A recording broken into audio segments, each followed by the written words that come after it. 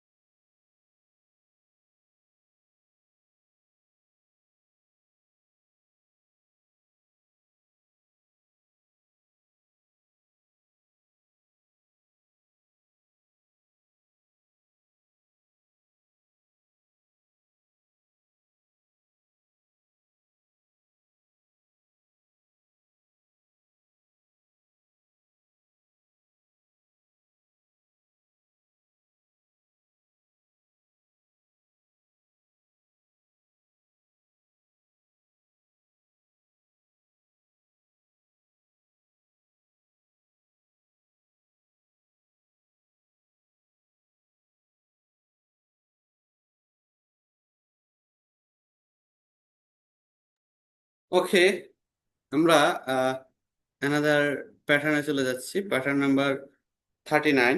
এখানে লেখা রয়েছে হ্যাভ ভার্বের আরেকটি ফর্ম, সেটা হচ্ছে হ্যাড। তো এই হ্যাড ভার্ব আমরা কিভাবে ইউজ করবো দেখি। I had something to tell you, তোমাকে আমার কিছু বলার ছিল। I had something to ask you, তোমাকে আমার কিছু জিজ্ঞেস করার ছিল। I had something to send you, তোমাকে আমার কিছু পাঠাবার ছিল। I had something to show you, তোমাকে আমার কিছু দেখাবার ছিল। এখানে হ্যাড আসছে ছিল অতীতকালের কিছু কথা বলার জন্য। আচ্ছা, তাহলে এই প্যাটার্নগুলো আমরা ভালোভাবে আয়ত্ত করার চেষ্টা করব। তারপর দেখি I had something to share with you. তোমার সাথে আমার কিছু শেয়ার করার ছিল। I had something to explain to you, ব্যাখ্যা করার ছিল, অতীতকালের চলে আসবে। আচ্ছা, pattern number 14, have. Have a nice day, তোমার দিনটি সুন্দর হোক। হ্যাভ আ সেফ জার্নি, তোমার যাত্রা নিরাপদ হোক। হ্যাভ আ সুইট ড্রিম, তোমার স্বপ্ন সুন্দর হোক। হ্যাভ আ গ্রেট উইকেন্ড, তোমার সাপ্তাহিক ছুটি উত্তম হোক। হ্যাভ আ গুড ডে, তোমার দিনটি শুভ হোক।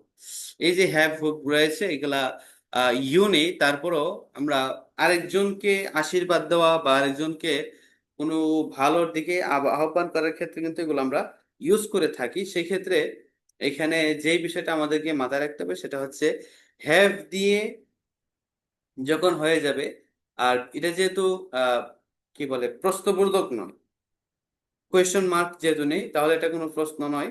এটা হচ্ছে আমরা কোনো ভাই বা কোনো ফ্রেন্ড যখন কোথাও ঘুরতে যায় বা কোথাও যায়, তখন আমরা এই ধরনের বাক্যগুলো বলে থাকি দোয়া স্বরূপ। তাদের প্রতি আশীর্বাদ স্বরূপ আমরা এই ধরনের বাক্য ইউজ করে থাকি। তো এই ধরনের বাক্য ইউজ করার ক্ষেত্রে হ্যাভ যেটা আগে চলে আসছে অক্সিলারি ভার্ব, সেক্ষেত্রে আমাদের মাথায় এটা নিয়ে আসার কোনো দরকার নেই যে এটা হচ্ছে একটা কোয়েশন, একটা এমন একটা কিছু হবে, এটা মাথায় আসার কোনো দরকারই নেই। আচ্ছা, যারা পরবর্তীতে ক্লাসে দেখবেন তাদের জন্য এই কথাটা ভালোভাবে বোঝানোর জন্য বারবার কথাটা বলছি, রিপিট করছি। আচ্ছা, তারপরে দেখি প্যাটার্ন নাম্বার 41, হ্যাভ।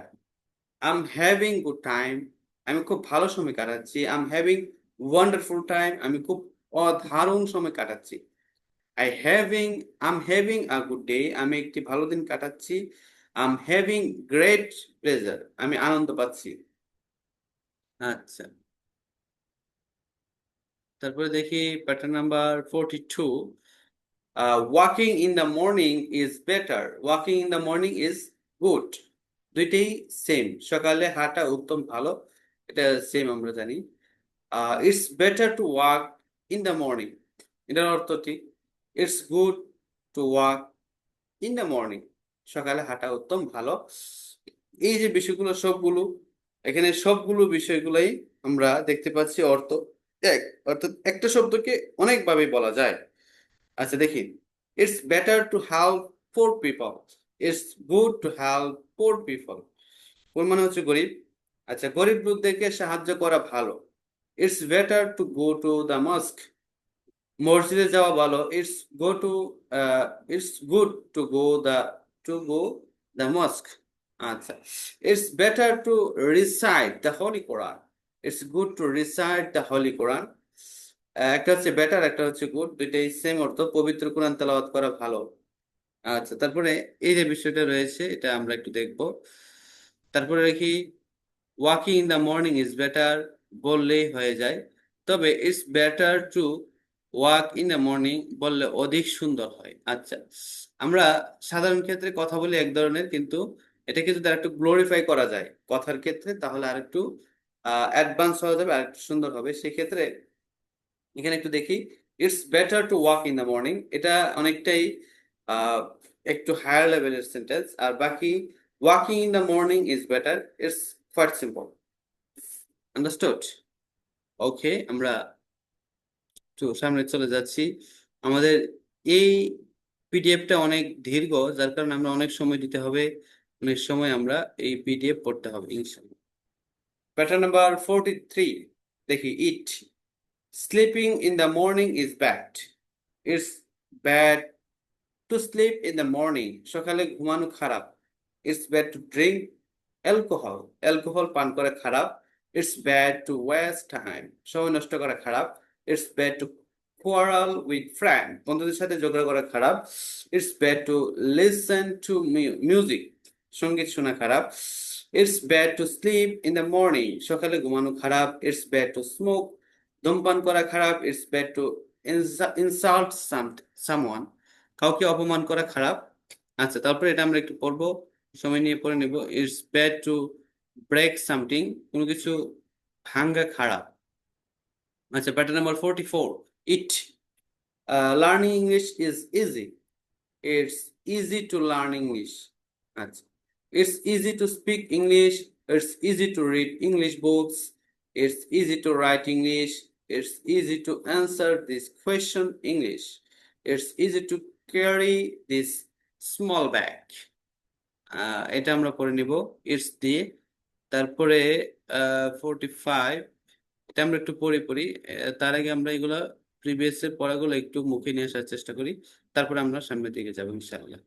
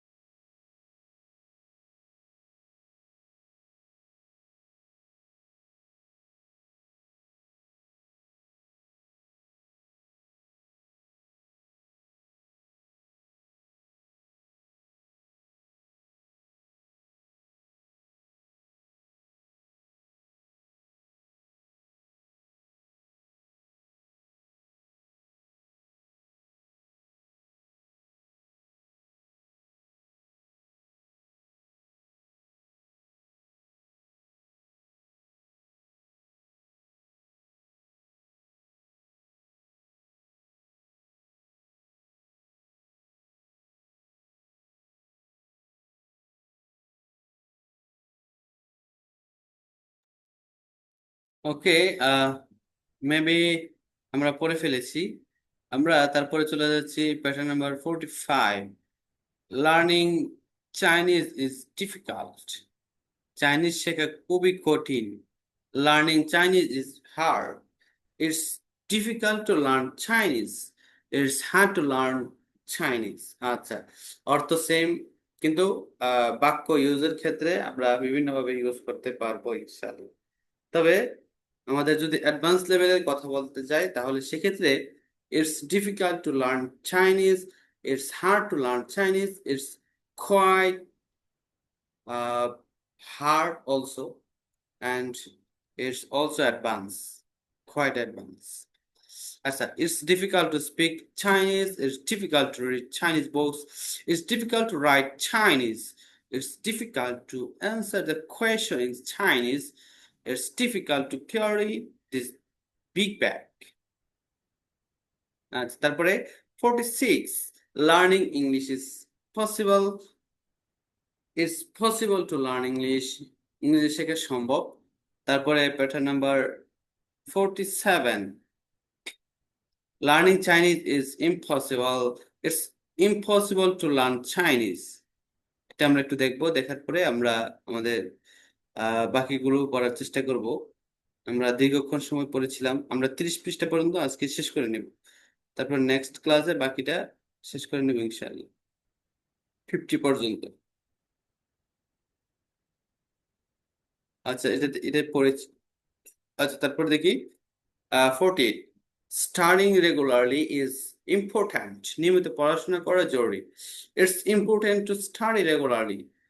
আচ্ছা, it's important to respect the elders. আচ্ছা, বড়দেরকে সম্মান করা জরুরি। It's important to sleep 7 hours a day, দিনে 7 ঘন্টা ঘুমানো জরুরি। It's important to pray 5 times a day, দিনে 5 বার নামাজ পড়া জরুরি। তারপরে it's important to learn English, ইংরেজি শেখা জরুরি। It's important to recite the holy Quran every day, প্রতিদিন কোরআন তেলাওয়াত করা জরুরি। 49, playing regularly is not important, নিয়মিত খেলা জরুরি নয়। It isn't important to play regularly, also same. It isn't important to swim every day, প্রতিদিন সাঁতার কাটা জরুরি নয়। It's isn't important to sleep 8 hours a day, দিনে 8 ঘন্টা ঘুমানো জরুরি নয়। আচ্ছা, তারপরে এই প্যাটার্নটা আমরা সবাই একটু মেমোরাইজ করার চেষ্টা করব, যারা যারা উপস্থিত রয়েছি। আমরা এই 49 এই প্যাটার্নটা একটু মেমোরাইজ করি, একটু পড়ি। তারপরে আমাদের পরবর্তী প্যাটার্ন নাম্বার 15-এ চলে যাব, 50 চলে যাব। এখানে অনেকগুলো প্যাটার্নের নিয়ম রয়েছে, কিভাবে কি বলতে হয় ইনশাল্লাহ আমরা পড়বো। এটা একটু মেমোরাইজ করে একটু সময় দিই, হ্যাঁ। যারা পরবর্তীতে ক্লাসটি দেখবেন তাদেরকে বলছি, আপনারা সময়টাকে নষ্ট করবেন না, এই সময়টাকে কাজে লাগাবেন এবং খুব মনোযোগ সহকারে পড়বেন।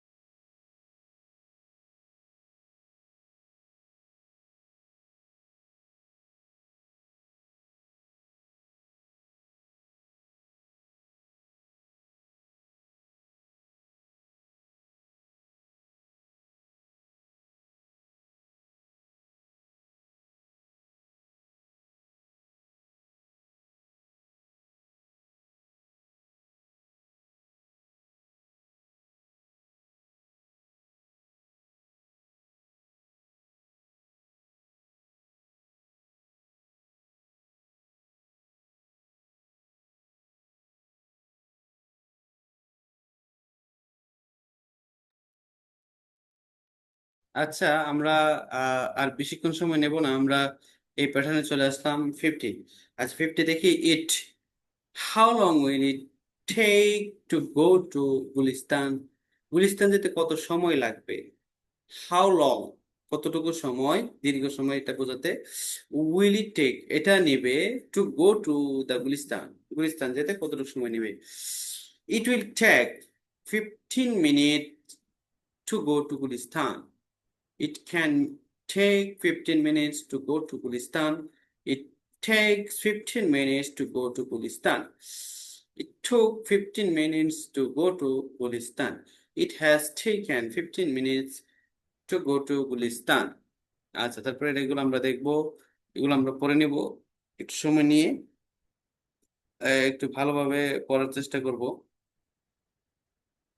এই প্যাটার্নটা একটু কঠিন হয়ে যাবে, কারণ এখানে অনেকগুলো টেন্স রয়েছে। একটা হচ্ছে 1 নম্বর টেন্স, 2 নম্বর টেন্স, তারপরে পাস এবং সয়, এগুলো অনেক কিছু রয়েছে, যার কারণে আমাদেরকে একটু সময় দিতে হবে মুখে নিয়ে আসার জন্য। তারপরে ইনশাল্লাহ সামনের দিকে আমরা 51 থেকে ইনশাল্লাহ পড়ার চেষ্টা করব। ওকে, দ্যাটস অল ফর টুডে। আগামীকালকে আবার দেখা হচ্ছে।